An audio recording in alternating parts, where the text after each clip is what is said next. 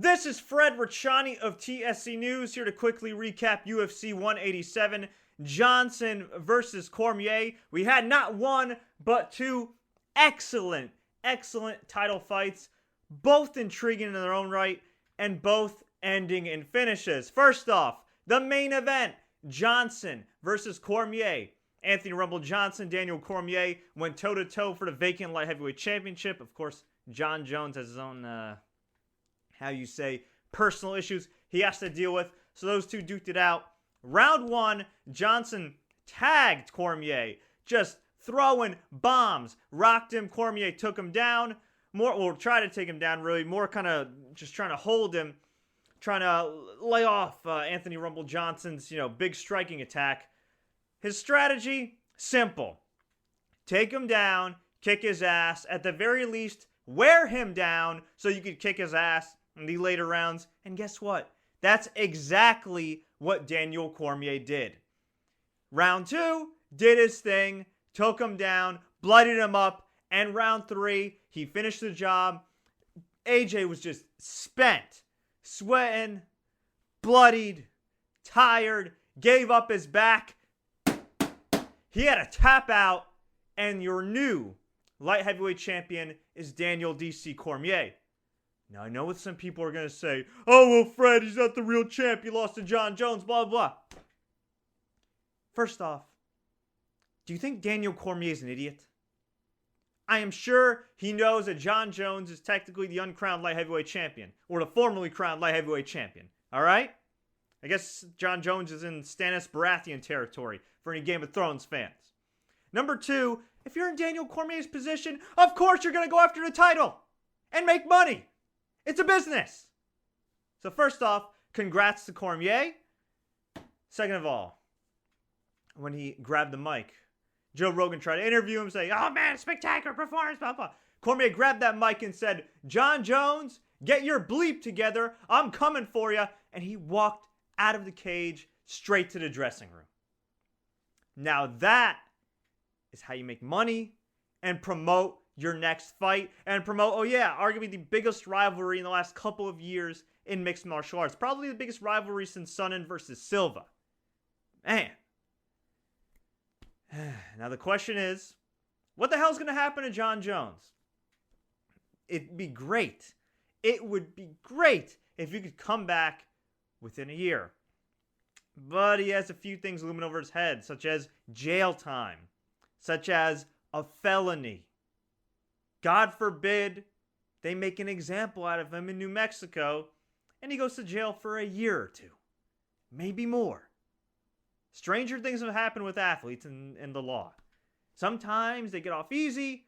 Other times, you'll get Plaxico Burress. It's to the extreme. We'll see what happens. Either way, hopefully John Jones takes care of his stuff, gets his problems cleared up once and for all, takes care of whatever the victim needs in terms of damages, medically and physically and everything else, and he can get back in the octagon and do what he does best. I don't believe all the stuff about he may not come back and blah blah. Unless legally he'll be unable to come back, I presume John Jones will be back. But a great performance by Daniel Cormier.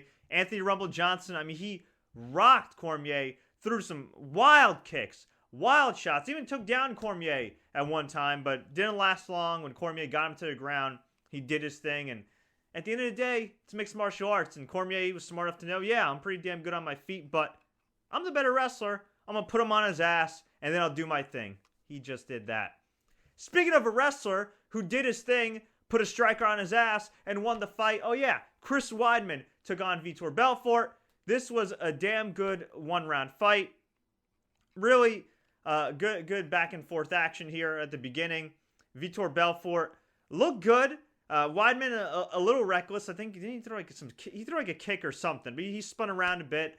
Vitor tagged him, bloodied him up a bit, and Weidman just said, okay, screw it. Took him down, elbows, strikes, and Vitor could not finish the fight. TKO. Chris Weidman still your UFC middleweight champion. Let's see. Silva twice. Machida. Now Belfort. I'd say he's the hashtag Brazilian killer. All there's left is Jacare, although I think they're going to go with Rockhold versus Weidman, especially after Rockhold's kick-ass performance over Machida. Weidman afterwards cut a great promo. Another guy that's hyping himself pretty well. Definitely not as good as Cormier on the mic, but he's learning. He's learning. And he said, hey, don't doubt me. Don't doubt me. Join the team. There's your last chance. Join the team. I love you. God bless you. Gotta love Chris Weidman out of the tri-state area from our neck of the woods here. Well done, Chris. Vitor Belfort, for all the fuss about TRT. Yeah, in training, he did look about the same size. In the cage, he certainly looked noticeably smaller. And for the most part, when he got taken down, he looked every bit of 38 years old. As for the other fights, Donald Cerrone broke the jaw of John Makdessi in round number 2, TKO. He broke Makdessi's jaw so badly, Makdessi stopped the fight by going this. Timeout. The old Eddie Guerrero move. Yes. Timeouts in MMA. Makdessi took this fight on short notice. Of course, I'm sure there were a lot of fighters who were affiliated with Makdessi's clothing line that allegedly were stiffed on pay, and, well, we're probably happy to see him get his jaw broken. He did hold his own for a couple rounds. He stood toe-to-toe with arguably the number 1 contender for the lightweight championship, and, well, he paid for it, but nice performance while it lasted. Cerrone now, I gotta believe.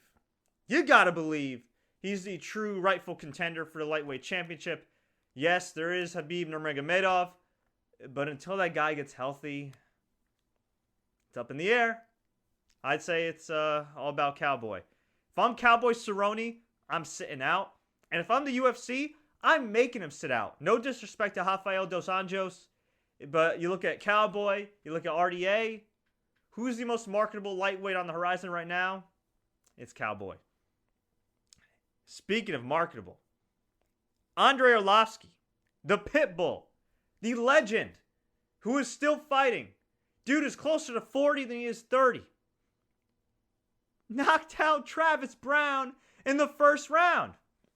He tagged him, and then Browne tagged him. And these guys were teammates at Jackson Winklejohn MMA, and they just went at it. This was seriously one of the greatest fights I've ever seen. One of the greatest heavyweight fights I've ever seen. I don't know if I'd put it over Bigfoot versus Hunt, just because that was over the course of, I think, that was over the course of 5 rounds, right? Hunt versus Bigfoot. And those guys took those kind of shots for 5 rounds. But this is probably the best, or one of the best 1-round fights you will ever see. Go out of your way to see this. The animated GIFs, the Vines, they don't do it justice. Watch this fight. This was phenomenal. I could not believe that Andrei Arlovski took those shots. I couldn't believe Travis Browne took those freaking shots. Just an amazing performance. And the news that Andre actually strained his calf muscle and almost pulled out of the fight a few days beforehand. And for him, at this age, after years ago getting knocked out by Sergey Aratanov, everybody thinking he's done. Hell, I thought he was done.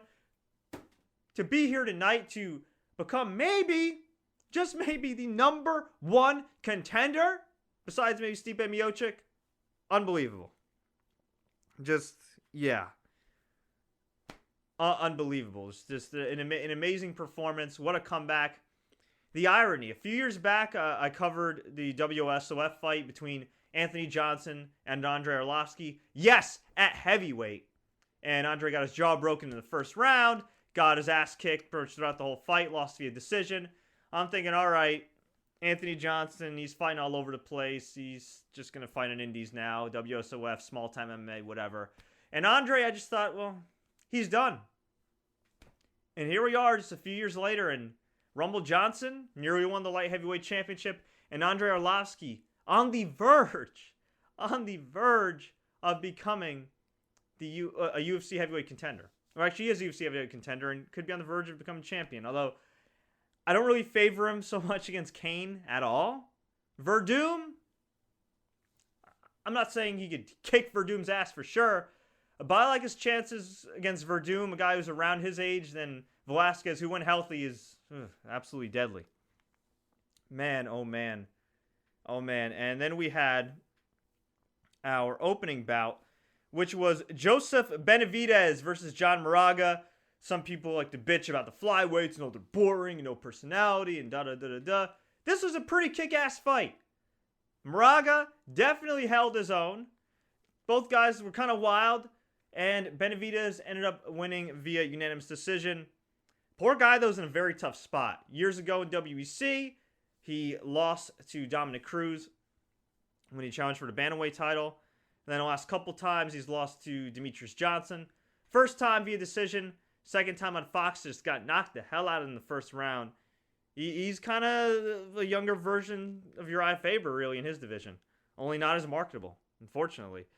Speaking of flyweights, John Dodson defeated Zach Makovsky 29-28 across the board via unanimous decision in the prelims. Dodson coming back from a torn ACL. This was his first fight in a year. Makovsky is the former Bellator MMA bantamweight champion. Personally, and I think my boy Hector Castro, who reps Zach Makovsky, would agree with me here, I thought Makovsky slightly won this fight. But, it was close, but I thought Makovsky won.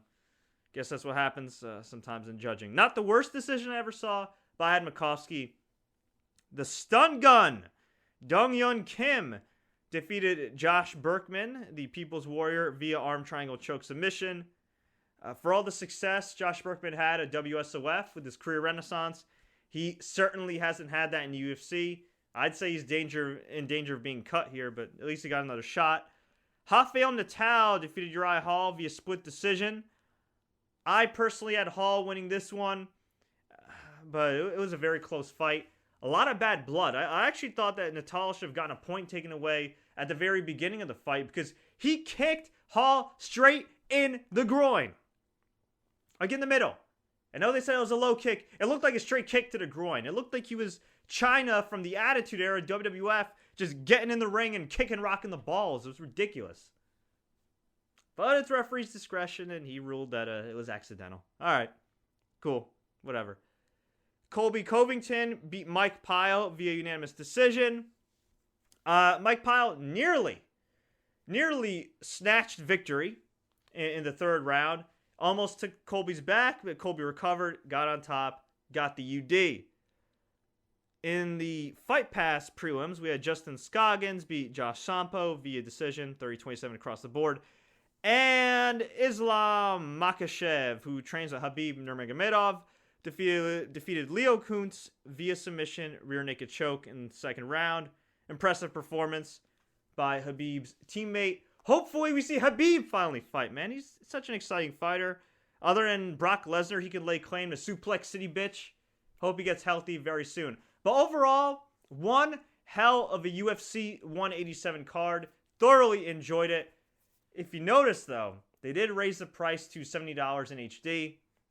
I actually bought it a little bit cheaper on the PS4. I wasn't able to make it out to Vegas this time around. Hopefully I will for the big International Fight Week. What's on the horizon with UFC?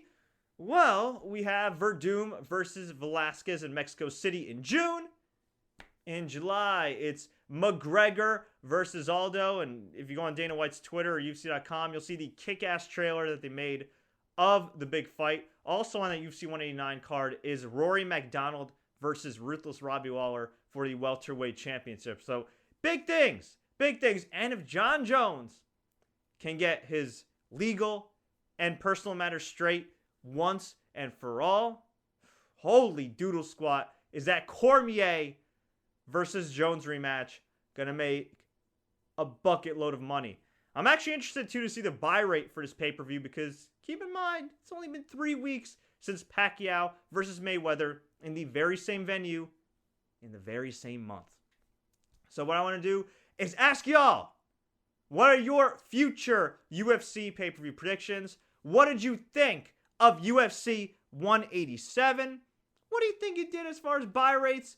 And if John Jones, God forbid, cannot return to the octagon, who do you see next in line for Daniel Cormier? Also, who do you see next in line for Chris Weidman?